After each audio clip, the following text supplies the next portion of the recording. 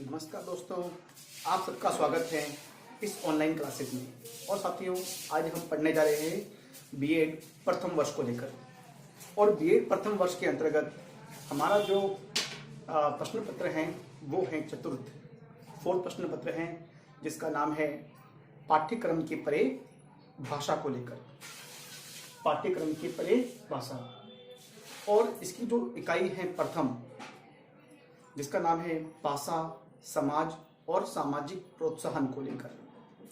और इसी इकाई प्रथम के अंतर्गत हमारा जो आज का जो प्रकरण है वो प्रकरण है बहुभाषिकता और मानकीकरण के संबंध में, कि बहुभाषिकता और मानकीकरण में आपसी सह संबंध क्या है।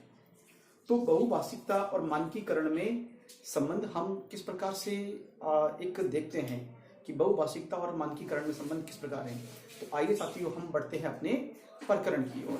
सबसे पहले साथियों, मैं आपको अवगत कराना चाहूँगा कि मानकीकरण की जो प्रक्रिया है और बहुभाषिकता के साथ में अंतर संबंधित किस प्रकार से है। तो मैं बताना चाहूँगा सबसे पहले कि जो मानकीकरण है, मानकीकरण की प्रक्रिया, मानकीकरण की जो प्रक्रिया है वो बहुभाषिकता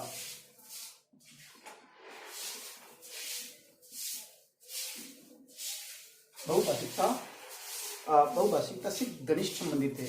बहुभाषिकता से घनिष्ठ रूप से संबंधित है।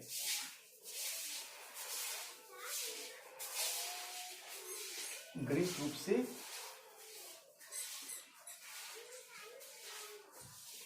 संबंधित है। वो इस प्रकार से संबंधित है क्योंकि जब बहुभाषिकता, जैसे मान लीजिए कोई भाषा है और बहुभाषिकता, जैसे हम अलग अलग राज्यों में निवास करते हैं, अलग अलग राज्यों में या प्रदेश विशेष में निवास करते हैं, तो हर राज्य की अपनी एक भाषा होती है। लेकिन जब कोई भी कोई भाषा होती है, कोई बोली होती है, कोई प्रदेश विशेष की भाषा है, लेकिन जब अपना एक सीमित क्षेत्र छोड़कर जब वो भाषा एक समाज के एक बृहत क्षेत्र में भाषा जब बृहत क्षेत्र में प्रवेश करती हैं, जब बृहत क्षेत्र में प्रवेश करती हैं, तो ऐसी स्थिति में क्या होता है कि वो भाषा को अनेक सारे लोग उसे अपनाने लगते हैं। क्योंकि हम लोग अक्सर, जो मनुष्य जाति हैं, वो अनुकरण करने में, है ना, ज़्यादा विश्वास करती हैं। अनुकरण के मामले में हम ज़्यादा विश्वास करते हैं। तो ऐसी स्थिति में होता क्या है कि हम जब नई भाषा की शब्दावली को हम सीखने लगते हैं, नई भाषा को सीखने के प्रयास करते हैं, और हम देखते हैं कि ये भाषा हमें हमारे कहाँ काम आने वाली है।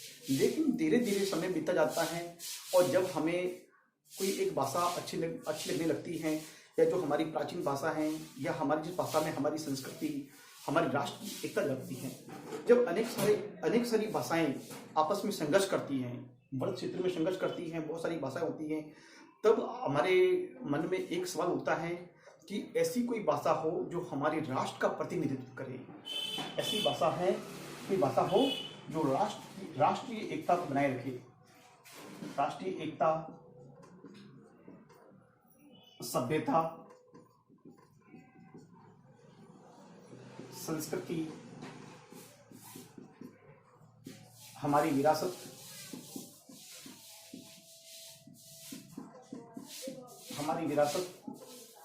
एवं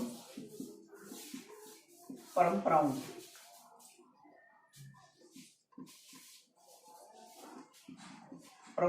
को संजोने में, परंपराओं को संजोए रखने में ऐसी कोई भाषा हमें मदद करे। तो हम अपनी भाषा की जो प्राचीन भाषा है, जिस भाषा में हमारा भारतीय संस्कृति का विपुल साहित्य रचा गया है, ऐसी भाषा की तरफ हमारा ध्यान आकृष्ट होता है। और तब हम लोग क्या करते हैं, ऐसी भाषा को मानक भाषा मानने का प्रयास करते हैं। तो ऐसी जो जितनी भी भाषा है, उस भाषा में जो ये सारे गुण हैं, तो इन आवश्यकताओं के आधार पर हम इसे मानक भाषा मानने का प्रयास करते हैं, मानते हैं एवं स्वीकार करते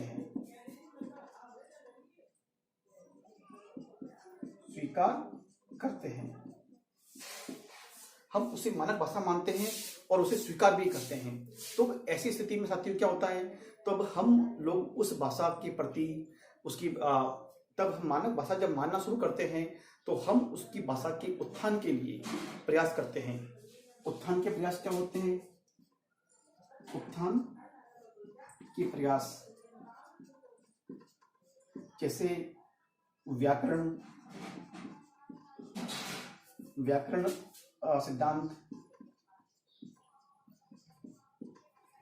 शुद्ध शब्दावली,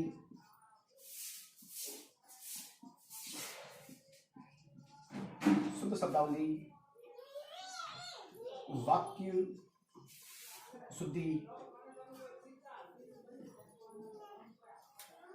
शुद्धि और वाक्य शुद्धि के साथ साथ में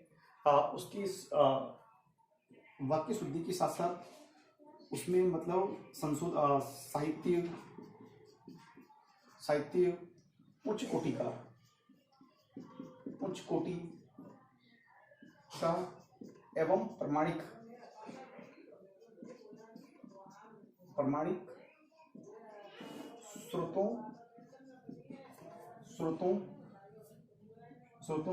स्रोतों की जानकारी प्राप्त करने लगते हैं। तो कहीं ना कहीं ये मानक भाषा के प्रयास यहाँ पर हमें देखने को मिलते हैं।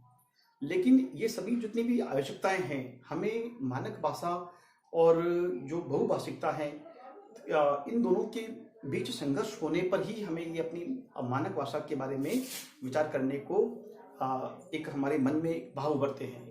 क्योंकि एक राष्ट्रीय स्तर पर ऐसी कोई भाषा जो राष्ट्रीय स्तर पर बने, जो हमें और इस भाषा को अनेक विदेशों में या अनेक जगह उसको मतलब पढ़ा लिखा जाए, तब हम राष्ट्र भाषा को बनाने के लिए, एक मानक भाषा बनाने के लिए हम प्रयास करते हैं। चाहे हमारे देश में संविधान को लेकर हो तो संविधान में उसको राजभाषा या राष्ट्रभाषा बनाने के लिए हम प्रयासरत रहते हैं।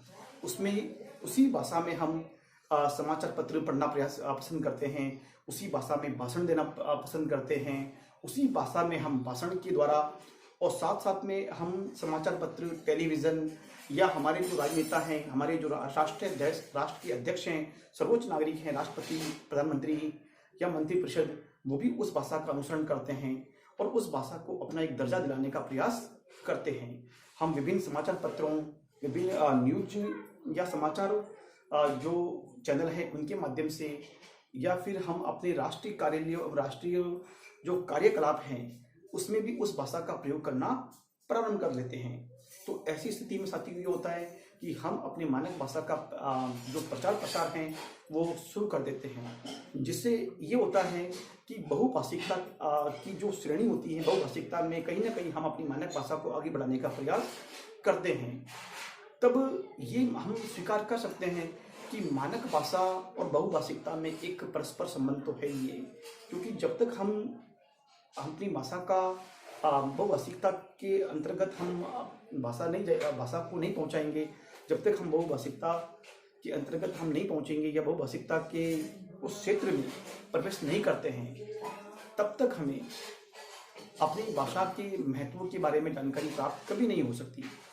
और यदि हमें जो हमारी जो मानक भाषा है उसके ऊपर हम ध्यान देना शुरू कर देते हैं, और जब हम मानक भाषा के रूप में ध्यान देना प्रारंभ कर देते हैं तो ऐसी स्थिति में हम उसके प्रचार एवं प्रसार को लेकर एक बड़े स्तर पर, एक राष्ट्रीय स्तर पर हम उसके सिद्धांतों, नियमों एवं विभिन्न प्रकार के प्रयासों को शुरू कर देते हैं।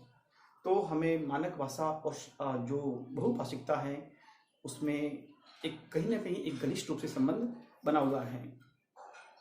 और जब मानक भाषा हमारी बनकर तैयार होती है, मानक भाषा में पूरे संपूर्ण भारतवर्ष में या संपूर्ण राष्ट्र स्तर पर जब मानक भाषा के नियम और उसके विभाग बनते हैं, जैसे वर्तनी आयोग है, भाषा निदेशालय हैं, भाषा अकादमी संस्थान हैं, या ये राष्ट्रीय स्तर एवं राज्य स्तर पर भी बनना जो शुरू हो जाते हैं, तब जाकर हम उसमें साहित्य रचना, उसमें मतलब साहित्य रचना, भाषण है, या उसमें किसी प्रकार की जो गद्य या पद्य की रचना की जाती है, तो उस विभाग के द्वारा, उस अकादमी के द्वारा उन कवियों को, उन प्रतिभा संपन्न व्यक्तियों को बिल्कुल उनको सम्मानित किया जाता है। और राष्ट्रभाषा के प्रचार और प्रसार को लेकर हमेशा सरकार भी और राज्य सरकार भी इस बारे में मतलब एक दिशा निर्देशित कार्य करती है। हमारे संविधान में जो उल्लेखित हैं 343 से 351 तक की जो भाषाएं हैं, उसमें सभी अनुबंधों का पालन एक अक्षरशः संविधान के अनुसार किया जाता है। तो हम अपनी भाषा के प्रचार एवं प्रसार के लिए हम सभी भारतीयों का कर्तव्य है कि प्रचार और प्रसार में हम बिल्कुल अपना एक हमेशा एक भारतीयता होने का फर्ज निभाए और अपनी मानक भाषा को आगे बढ़ाने के लिए हमेशा तत्पर रहे।